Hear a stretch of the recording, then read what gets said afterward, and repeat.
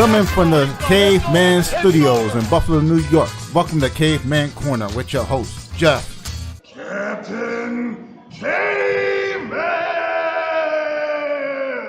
Thanks. Click subscribe and the bell. Do it now! We're here live with Mackenzie, Musgrove. We had a little bit of technical problems in the beginning, so we got it set up and we're running pretty good right now. Apologize for starting late. I know a lot of people are waiting. We already got like 8 people watching, like as soon as we jumped on. So that's awesome. Mackenzie, you made a post a couple weeks ago about being aware of sexual harassment and all kinds of stuff that happens in gyms all the time. Not all the time, but in my experience, it happens way more than people talk about. And the name of my gym is Integrity, and I really wanted to help clean up the community. And I work with some of the other gym owners, and there are a lot of good people in the fight community, and there's some bad people in the fight community because it draws either people that are super chaotic and really bad, or people that are very disciplined and good and trying to make each other better. It draws all kinds of people, and I think it's very brave of you that you stepped forward and you posted some of the screenshots that you were writing a while back. And I know you don't want to say the name of the person that did it, but I think we're all going to know who it is. And that's one of the things that you were writing. You said you didn't want to get sued or anything, but I don't think anyone that would that has that accusation coming at him would actually want to sue you and go through the pain of that. But anyways, let's get into it. So can you explain to me what happened in your own words? Okay, so as many of you people know, everyone knows, I started this sport when I was 14. That's kind of a young age. I mean, as a female, that's very young. You know, you're, as I said in my post, you're still learning how to navigate the world.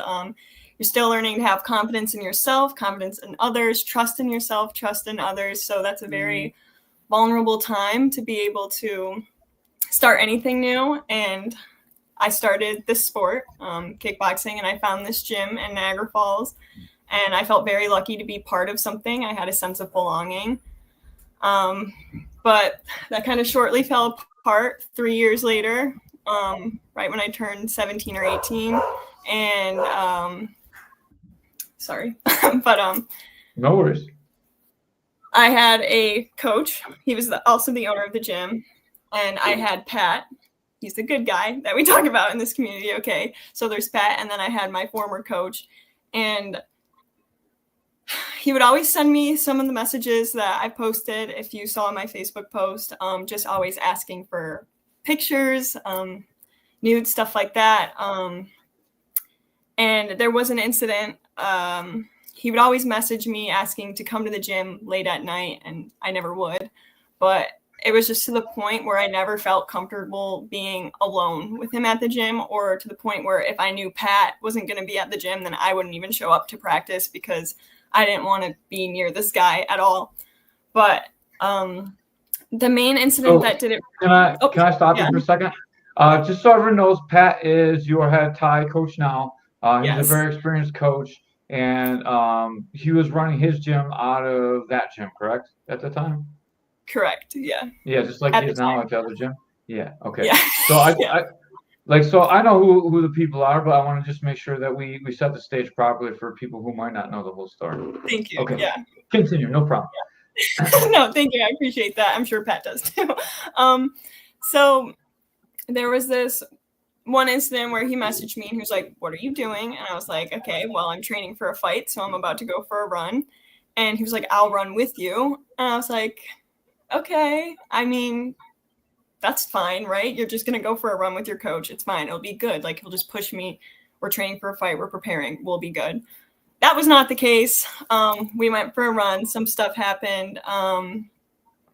And I won't get into all the details, but basically I was touched, and that was that.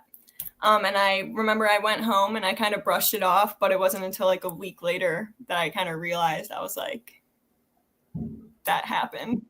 So that's really what started everything, the messages in that incident. Can I step back a couple? I got like a few questions just to qualify. So you started at the gym when you were like 14 or 15, you said? Yep, 14 I started. Yep. Okay, and then when did the inappropriate messages start? When you turned 17 or when you turned 18?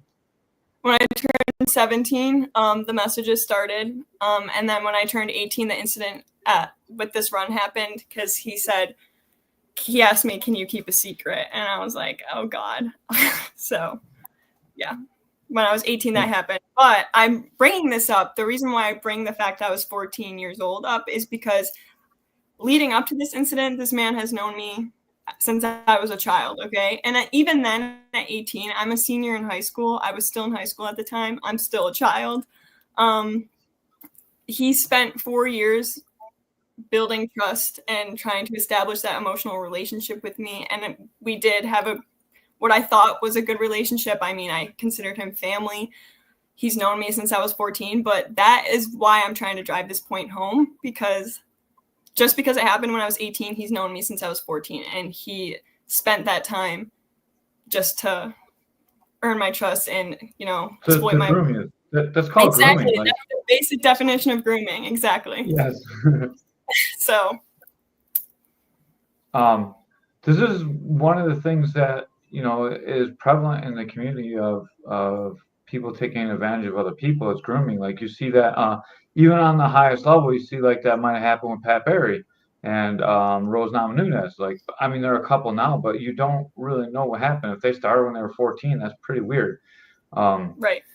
And like this can happen in the community. This is a community built on trust, and like a lot of times your parents don't really know. They're not when you're 14, 15, 16, 17, they're not sitting there at practice. It's not like you're 7 and 8. So you should really make sure you know who's teaching your kids and what's going on, and you should talk to them when they're in a sport, especially if you're watching this and you're a parent, especially if you're one of my parents. You should check up on everybody. You should trust nobody. Like, I consider myself trustworthy, but you shouldn't trust me. You don't know me at all. You should not trust anyone. It can happen to anybody at any time. I think martial arts are a great thing. It's probably less likely to happen in martial arts than some of the other sports, or maybe it's more likely depending on who your coaches are. So make sure that your coaches are always vetted. I make sure that all my coaches right now are vetted. They all have to pass background checks, and we have to do all that stuff to run a kids program. And trust me, it's a pain in the balls to do that, but I think it's important enough that we have to do that. Yeah. I was gonna say Sorry, go ahead. No, just I was gonna say, keep going. I didn't mean to you're good. jump over you. You said not even in just private classes knowing who your kid's instructor is, but I mean, things were happening in a public class, in a public kickboxing class. Like, he was still able to somehow say things to me and just be inappropriate, even though he had a whole class running at the time. So it happens. It's not just in a private setting. People can get away with it, and it's really unfortunate. But got some love from Ashley. Thanks. I love How hard is it for you to come out and talk about all this now? I know I asked you about this before on a podcast, because I was trying to figure out what happened between Pat and the person that this happened with, because I was considering working with them a while ago, and then I never ended up doing it, but I always wanted to know what happened, because Pat seems like a super upstanding guy. Every time I met him, I like Pat a lot. I don't have that many interactions where I can actually tell what's good about him, what's bad about him, but I can tell that he's a good person just from the way that he watches and he coaches all you guys. When someone comes to train with me, he's there. When you guys go train at Booma, he's there. He watches all the training sessions. He takes care of everything. That's a good coach. He does it not just for the girls. He's there for the guys, for everybody. The coaches are just there for the girls. You got to watch them coaches too, because sometimes they're not always that great. But so what happened with Pat when you told him about this? So I probably didn't tell Pat for a good 2 years until this happened. And I remember, so I was at school about 45 minutes away, so I wasn't really in the gym as much regardless. But I remember Pat sent me a text, and he was like, "Where are you at, kid? You better not be hanging out with the boys. You need to be in the gym." And I remember I responded. I was like, "Actually, I'm doing the exact opposite. I'm trying to stay away from him. That's why I'm not in the gym. And I remember I texted him and I was like, I really need to tell you something. But like, I don't want to put you in a situation where you have to choose between a friend and a student. And I remember I told him what happened, a little bit of what happened, not everything, but just enough. And he responded with, you did not put me in this situation, somebody else did. And that's kind of when I knew. I was like, all right. Like, so I'm not going to tell Pat's story for him. I mean, I'm sure there was other stuff too between them. But this definitely, I think, did it for them. So, but yeah, at that moment, I tell Pat all the time, I thank him all the time, but he seriously doesn't understand how much I appreciate him just believing what I had to say. Because like I said, he was put in between a rock and a hard stone. So yeah, that's a tough thing for coach to deal with, because he's working out of that gym, and then like exactly. If he leaves, he's got to go find another place, and that's not the easiest thing to do. And I always wondered what happened, because like you always wonder. And then I was getting some pressure to work with other gyms and stuff too, and like just to see what happened. And I'm glad that I didn't end up working with that gym, and it ended up being a good thing that it never happened. I do want to go back into some of the pressure that you're feeling about coming out and telling the truth. So you waited like 2 years to tell Pat. Why? What pressure did you feel not to talk? So when this happened, it was the height of COVID. Promotions. By the end of the year at that time, we had just booked my first fight, and some stuff happened around that time as well. But this is a community and a gym I've been part of, again, since I was 14. It's not just easy to up and leave. And a lot of people don't understand that. Like, it's so easy for someone to say, oh, well, why didn't you speak up sooner? Or if that happened 2 years ago, why did you wait so long to leave? Because there's a sense of belonging there. And then not only would I be leaving that gym, I'd be leaving a part of my identity behind. I'd be leaving Pat if I hadn't said anything. Like, that's not just something you can just pack up and say out loud. But the moment I did say something, we fixed it. So, but another thing I wanted to say was, back to the COVID and promotions, I wasn't aware of really any other local gyms around at the time because of COVID. We didn't have any promotions having fights. So it wasn't until the fights started kicking back up that I noticed, like, oh my God, there's so many other places you can go and other people in the community than just this little cult. So that's the perfect word for what we do. Martial arts really is like a cult. You have a gym leader, and he's like the cult leader. It happens everywhere. Yeah. People get really, really attached to the thing they are, because it is your sense of belonging. It's your sense of place. Yeah. That's what you do. That's where you live. It's where you train every day. All your friends are there. Everything that's important to you, you put into that place. And for people that don't do this, it's so hard to understand, like, how much of ourselves we put into our sport. Like, every day we're putting everything we have on the line. Like, when you go in and you get beat up, it's embarrassing, it's scary, it's a whole lot of things, and you have to trust the people around you that they're not going to go say, oh, Mackenzie was a bitch and she cried today, like, well, that's what they say about the guys, at least, you know what I mean? Or like, oh, like, no, Caveman sucked. Yeah, you know what I mean? Like, like, everyone cries in it. If you have not cried in the gym, you don't care about what you do enough, whether you're a man or a woman. We all have days where we leave so frustrated, and sometimes it's the only safe place we have in the world where we feel like people understand us. And then the person that runs that gym is like a cult leader. It really is. It's the most closest thing to a cult there is. And that's why so many bad things can happen in this community. It's that same mentality of a cult. And it's a little bit better because we're not like, oh, let's go start a community and, we're going to bang everyone's lives and then you can drink the Kool-Aid and die. But it's like, you better do what I say. And then if you don't do it, like, they're going to excommunicate you, and then that's all your friends. Now all your friends don't like you. Whoops. When I first started in the gym, when you left the gym, people didn't talk. It's just a lot different now. Now everyone understands it's not a cult. But when I started, like, it is a cult. And like, if you leave the gym, you're like excommunicated. You're a coyote. No one likes you. You know what I mean?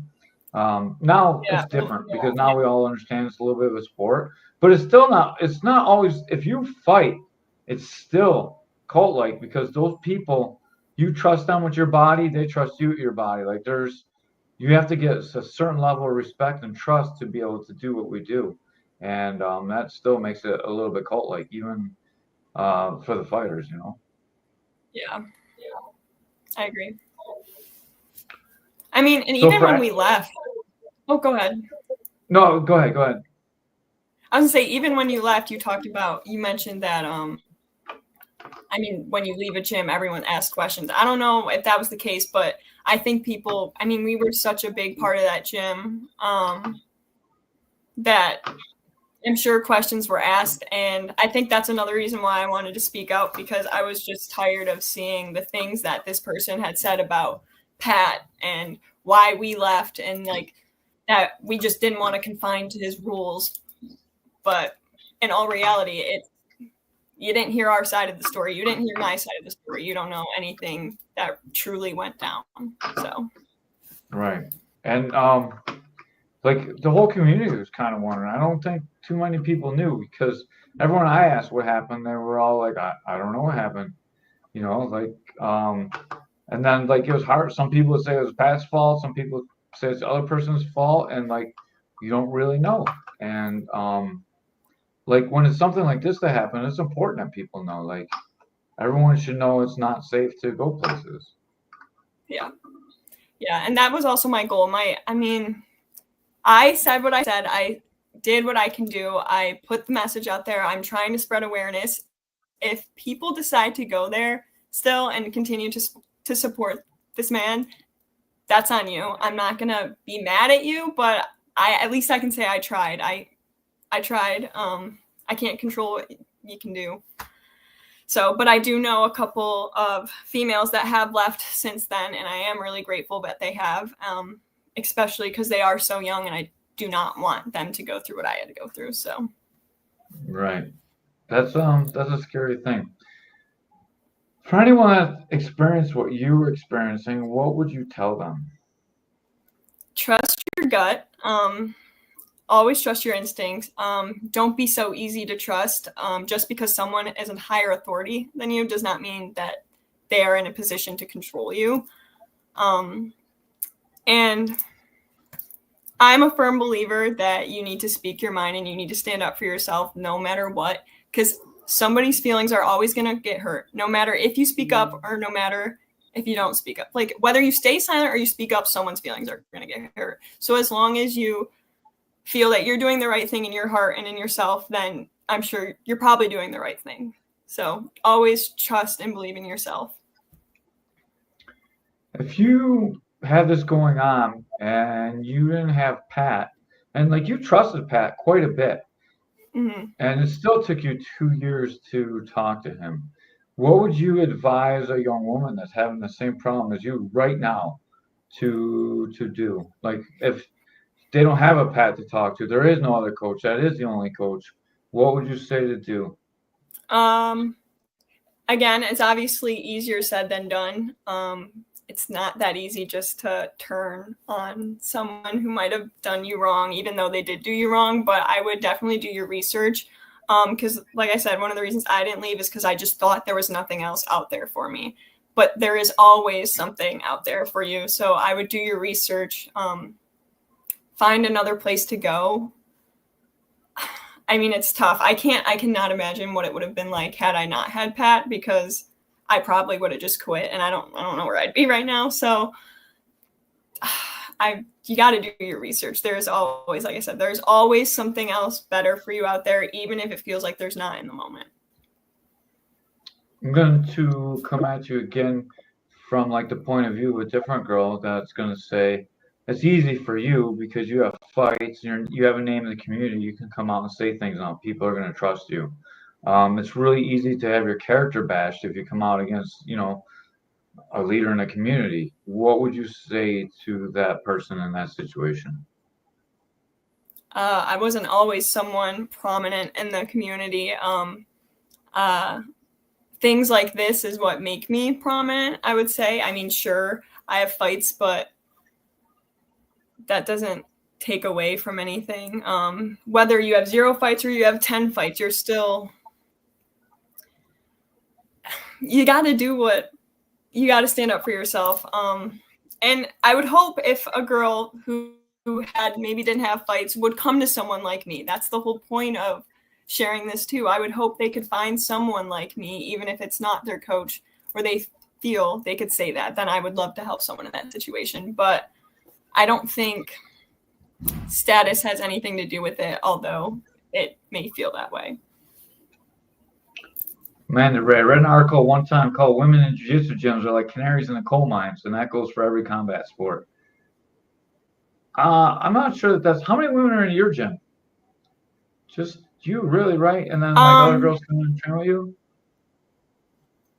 At the time at my old gym, it was really just me. But now, in terms of Thai, I'm the only girl on the team. We have cross training. We have like Ashley Pisano and Sabrina. We have some girls from WNY who will come in.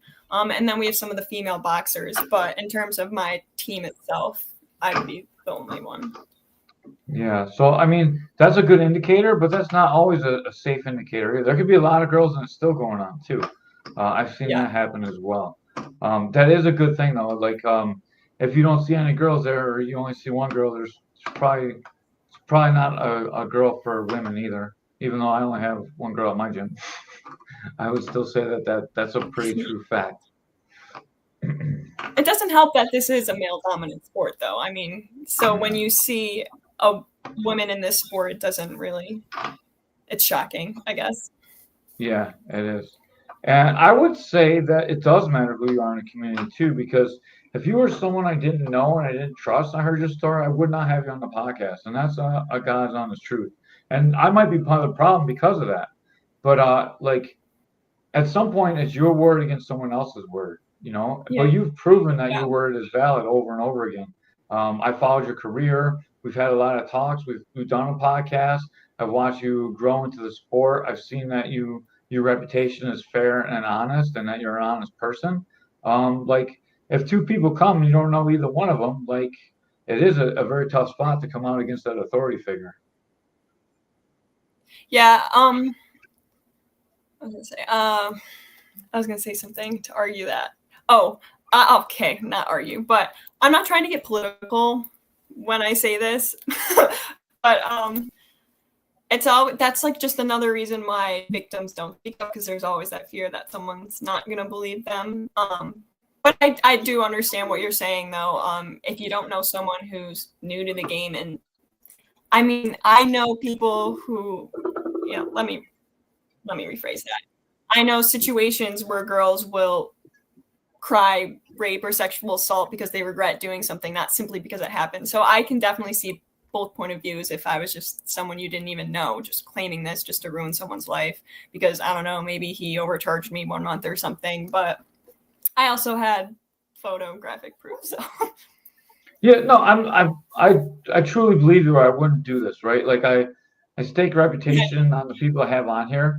And I believe what you're saying, even without proof. I know that you have proof as well, which is good because you posted some of it. But like I wouldn't take any person's word for it. And so maybe I'm part of the problem. But like you said, that this does happen a lot. So guys tend to stick up for guys, and ladies tend to stick up for ladies. But that doesn't solve the problem. So we need some way for women to solve the problem. So we need a group of strong women that people can come to, and hopefully you can be part of that. So like you can say, like if you have this problem, come to Mackenzie. She'll look into it, and then then it's on your revenue. But then it puts you in a tough spot because you have to decide if they're lying to you or not too. And it's a very tough position to be in. Yeah. But I think we should try and gather some kind of group of people to do this. I agree. I don't think there isn't a possible way to ever stop it. So, but I would love to be an advocate for those who can't advocate for themselves or who feel like they need that extra support. And again, that's a whole reason why I even decided to speak out, because I don't want someone to suffer in silence. And it's not fair that women are put in this position, because it's a hard sport to do as it is, for men and women. It's a full-time job, realistically. So to deal with this bullshit on top of it, excuse my language, but I don't have the time or energy for that. So No, I understand. And I agree. Like, it is, I think I'm a little bit different than you. I think we can take care of it, though. I think we can run it out of the sport. We can't fix it in life, because it's always going to happen in life. But I think we can stop all the people in power from doing it. Like, it's going to still happen in the gym, because you can't control members, right? So you're still going to run into it from like teammate to teammate. But I think we can control it, and all of the people that run the gyms. I think we really can. We just need to really police the community. yeah, I just think it's an accountability issue too. Like, I know this man knows this is happening right now. I know he knows we're talking about him. I know he knows. Take accountability, stop denying it. That's also part of the issue. It's not going to go away. I said what I said. I'm doing what I'm doing. There's no hiding from it. So maybe if you took accountability for what you did, you wouldn't be in such a shitty situation right now. Or maybe if you didn't do what you did in the first place, you wouldn't be in such a shitty situation right now. But I think that's another part of it, accountability, and the person themselves having accountability and the people surrounding them having accountability. I think we need the people surrounding them to have accountability. I think we can't, if you do something wrong and you're going to get in trouble for it, you're never going to say you did it wrong, right? Like, there's no way that you would. Why it would, especially if you run a business too, they're never going to come out and say that. But we can be accountable to telling people what's going on. And I think that's very important. And I've seen a lot of bad things happen in my life and in the community. And I'm tired of, I really think martial arts needs to be a place for people to grow and take care of each other. And if we're gonna, like, we're in a position where if we don't like each other, we can just punch each other in the face and take care of it that way. But we need to take care of all the bullshit with, like, men and women. We need to take care of the places that, don't take care of their members and abuse people. And like, there's no place for it in the sport. And you see it's not accepted everywhere. We're just a little bit behind the curve of martial arts growing. And it's a big business, and there's more and more gyms all the time. There's enough gyms that we can just go to good gyms. We can stop this if we're all willing to. I know, like, I've read your posts. I've been keeping up with it. People post on there like, oh, that happened to me too. And I don't want to name any of the people that we've talked about. But there are other people, and there's enough people where we can come together and we can stop this. It happens in boxing, kickboxing. I'm sure it happens in Taekwondo. I'm sure it happens in karate. Happens in Muay Thai. Happens in Jiu-Jitsu. Like, why? We can stop it. We really can. There's enough good people that don't want any of that going on. Yeah. I've had several women reach out to me regarding my post, just stating, like, thank you for sharing, this happened to me, and then they share their story, and I just think that's amazing. It's not amazing that it happened, but it's amazing that, I don't know, me sharing something vulnerable is allowing other girls to feel comfortable with putting their experiences out there, and not in a negative way, but just in an awareness way. And I think we do need to bring awareness to the situation, especially in a community like this. I mean, it happens in all sports, but this one especially, like, this sport is you and yourself. You're getting in a ring to fight someone else, but not only are you fighting them, you're fighting yourself. So then you have your coach, who you have to have full trust in your coach. And when you're in such, like, close quarters in a sport like that, that's why we need to talk about it. It's not a normal sport. You know what I'm trying to say, but I think that's why it's especially so important in this community and in these gyms. So for everyone that doesn't, if you're watching this and you don't do a combat sport, we bleed, we sweat, sometimes we get hit so hard, like it's hard to remember your name, and you still have to trust that person around you. We cut weight. We're in very compromised positions. Like they see us cutting weight, they see us in our best, or see us at our worst. You get emotionally attached to the people you're around. It's really easy to take advantage of, especially a younger person in this, especially if you're experienced in life, because you're like, damn, like I know what those feelings are. There's a lot of emotions going on, and people that are good at controlling people are very good to use those emotions against you. And they see you at your most vulnerable. They know what makes you work. A good coach is a good psychologist as well, because they understand what pushes you, what doesn't push you, what you can get away with, what you can't get away with. Like I've studied psychology a lot to help coach people, and I'm sure like everyone does the same thing as me. Everyone wants to be a better coach. So like you can see where people are weak, where you can push people, and if you can push them to fight better, you can push them to do what you want them to do as well, you know? Yeah, I couldn't have said that better myself. I think that's one of the main issues, or one of the main tactics this person, they knew to prey on someone's vulnerabilities and their insecurities. Like I said, you get to know someone in this sport, and you know their strengths, you know their weaknesses. So if you're able to seek out those weaknesses, then you're going to be able to control them and whatever you want. And that goes for life too. So it's definitely like teachers do this as well. Like teachers is another spot where it's very dangerous. But like I look on my phone, I look at that McDojo page a lot, and there's always on McDojo, there's always like karate guys doing the same thing. And like in traditional martial arts, it's a little bit different too, because like if you're a coach in Muay Thai or MMA, you have to be able to fight at least a little bit. So like there's at least some reputation. People know who you are because you had to train with people. Like if you're a karate guy, like maybe you never had to fight. Like it's very easy for people to become groomers and these kinds of sports. And it's important that we look out for everybody everywhere, not just in our own sport too. And I don't know what to do about this. This is something I've been struggling with this since I started this podcast, trying to do stuff like this, trying to use a podcast instead of just making fart jokes and, you know, all kinds of stupid stuff, like actually trying to help people. And this is one of the things I'm actually kind of passionate about, because I made my gym integrity because I want to try and help people, and I want to help fix the community, you know, and that's just things that we need to do. Yeah, and I appreciate you giving me a platform to speak about it, whether or not people decide to take a listen or not. But it helps. It's helping me, and I hope it helps and inspires other people as well. So thank you. I think you're super brave for coming on here, and I appreciate you doing this. Guys, that you see this feed, it's kind of bouncing in and out.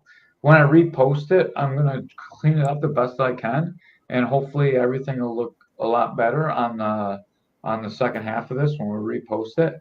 But I think it's so brave of you for coming on. And we talked about this a little bit before we jumped on the podcast. But can you tell everyone why you don't want to say the person's name before we get into it? If anyone knows me, I have pictures of where I trained previous to where I train now. They know exactly the gym I've trained out of. They know exactly who this man is. I'm not going to say his name because I don't want to get sued. I'm sure. Yeah, you know what? I'm not even going to say what I'm about to say. But I don't want to get sued. But he knows exactly who he is. Everyone who's watching this knows exactly who he is. I don't think he doesn't even deserve for me to even speak his name. So I have no desire to want to say his name, but. All right, that's fair. And if anyone's interested, you can just go back and look at Mackenzie's page and see see what she's talking about or who she's talking about. That's your decision to say who it is or not. Like, we're going to leave the ball in your court. You're obviously insinuating like who it is, so like anyone can go back and look and see for themselves. And I think that's really all we need to do. Now, as far as other people reaching out to you, what have you said to them? What have you done to try and help them? All I can do is really thank them for just coming forward too. Because a lot of people, it's the same thing. They never said anything at the time. They either just left or whatever. But I'm just glad I could have been that support for them and that safe space for them to share it. And I think that's exactly what we need to do. We just need to have that space in the community to have that. I just think it's very overlooked. I don't know. So I thank everyone, and I applaud. Yes, Ray. I applaud everyone for coming forward, and I'm extremely proud of all those people who have the strength to come forward too. That's all I can say, is that I'm proud of them and that we're in this together. And hopefully there will be, the more we bring awareness to it, there will be less of it occurring. Yeah, I agree. And if you ever want to use this platform and we can get a group of people together, I wanted to get you on here as soon as I can. I got a bunch of K4 podcasts I have to do with the K4 fights coming up, but I wanted to make sure that I got you in on a night where we didn't have anything else, and it can be like just your story tonight, because I think it's important, and I think it's emotional, and I think it's something that needs to be said. And I would like to try and get a group of women that would come forward, and we can have another discussion like this. Maybe we can start to make something happen that can fix the community. I'm sure Josh Ketcher would be interested in helping with some swarm stuff, and he's like a good person, and Keith, and there's a lot of good people in this community that don't want to see this kind of stuff happen. And I know it's happened. People reached out to me too when we were talking on the story, and this is an open invite to any woman to come out, and we can try and tell the stories. And I think it's really, really important that we do it responsibly. Like, we don't want to just throw people under the bus. I want to make sure that we have like evidence and proof, but it's something that needs to be done. And like, I don't think it's okay, and I don't think it's okay that it happens. So I would like to do everything I can to try and help you guys stop this. Yeah, and I think another reason it goes overlooked is because it's an uncomfortable situation or uncomfortable conversation to have. People don't, not even for the victim, but other people don't like listening to things like this. Why? I don't know, but it could be maybe they trust that person as well. But regardless, they're just not comfortable conversations to have, but that's exactly why they need to be said. So I think that would be a great thing to do. I think it's more that, so like, I'm going to come from a man's point of view now, because like, we had Me Too happen, and a lot of people that didn't really do stuff got hurt by Me Too, and a lot of people that did a lot of stuff got hurt by Me Too, right? So like, the truth can be spun into not the truth, right? But the truth is the truth. Like, what happened to you is the truth. You can prove it. When it's a he said, she said, maybe you can't always prove it, right? And people probably shouldn't be punished for that unless it's obvious and it's happening in front of people. As men, we stick up for other men because we're like, fuck those girls. Like, who's the girl to tell me? Like, I'm serious. Like, this is what we think and what we say, right? And the first thing that happens when you see something like this is like, I'm sure she does. It's just something, like you said earlier. It's like, oh, she changed her mind. Like, and that's something that we need to do. Like, the grooming thing is completely different. Like, that's completely out of line. But like, when it's something like with the two adults, it's just easy to always be like, oh, guys are never wrong. I'm going to go with the guy. And like, it's easy to think that, and like, all people are good on the inside, but sometimes it's easy to let that come to the surface first. And you're always going to go with your gut reaction. You're going to make that first impression. And if you can like sit down and watch somebody talk, you can get a pretty good measure if they're telling the truth or not. And that's why this is so important that we sit down and talk about it, because people are going to look at you and they're going to be like, man, that girl's telling the truth. This is not a good situation, you know? And you can tell, like, when you watch the Johnny Depp trial, like, Amber Heard was, like, completely crazy. He's completely crazy. Like, it's a mess, right? This is completely different than the conversation that we just had, you know? So it's important that these conversations get out there. And that's a great thing about podcasts. Like, people can sit down and they can watch them. It's long form. It's not 2-minute clips of craziness.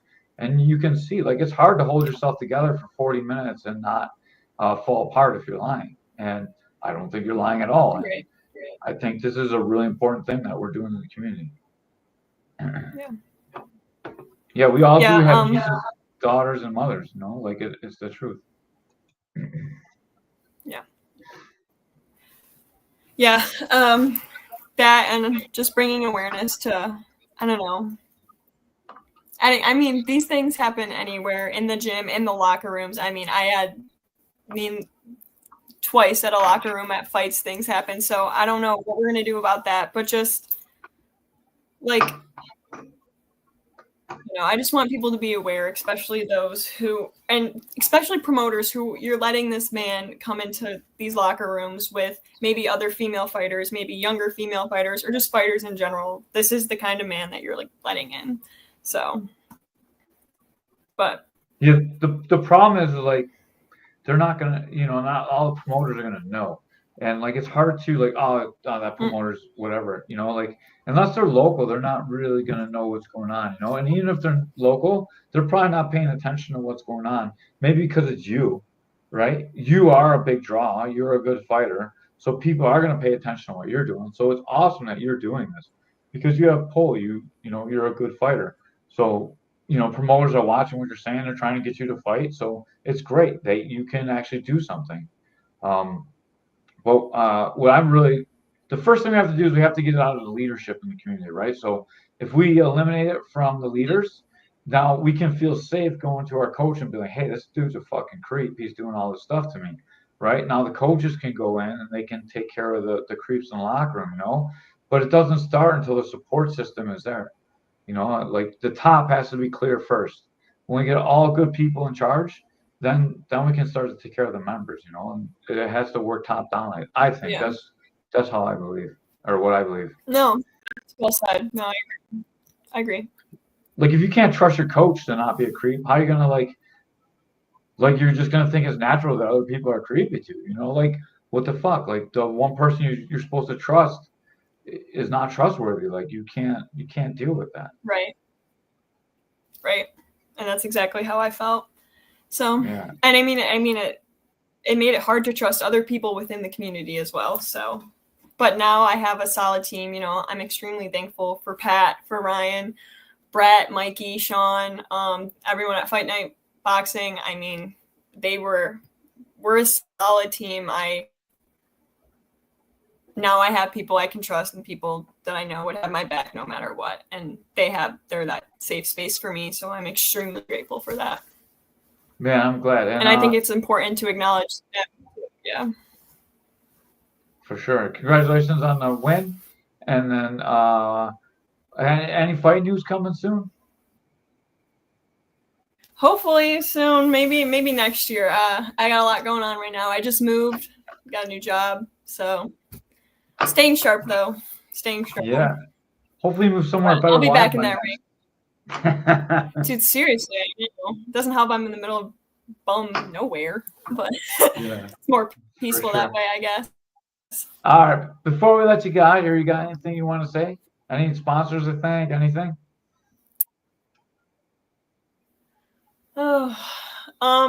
Just thankful for everyone that's been watching. My friends, my family, Pat, Brian, everyone at the gym, everyone at Fight Night. Thank you, Caveman, for letting me come and talk. And I just want girls to know, and I want everyone else to know that it's okay to speak your mind and do what's best for yourself, even when it feels hard, because usually the hard decisions are the right ones. So that's what I want to leave with.